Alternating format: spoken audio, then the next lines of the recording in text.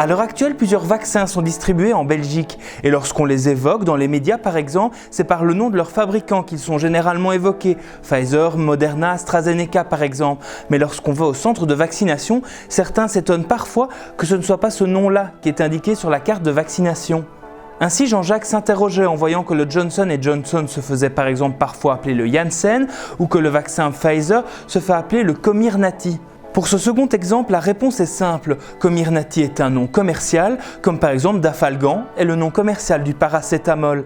Et ce nom commercial est d'autant plus utile puisque ce vaccin est développé par 3 sociétés, Pfizer, BioNTech et Fosun Pharma. Il fallait donc un nom commun pour un produit commun.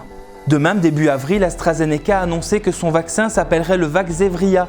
Il n'avait alors pas de nom commercial, pas d'autres raisons invoquées par la compagnie, mais certains y ont vu une sorte de stratégie marketing, alors que la société était au cœur de certaines préoccupations à l'époque autour des effets secondaires de son vaccin. Troisième exemple, le vaccin Janssen, qui est pourtant produit par Johnson & Johnson.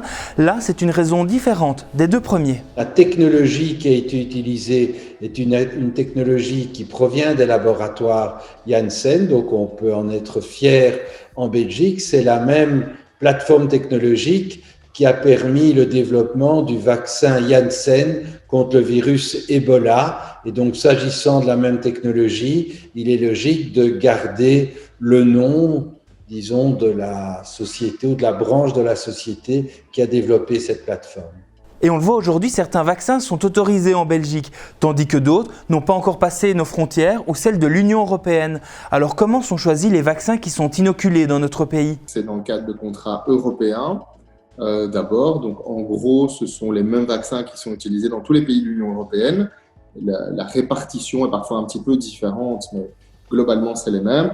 Et ce sont les vaccins qui ont été autorisés par l'Agence européenne du médicament.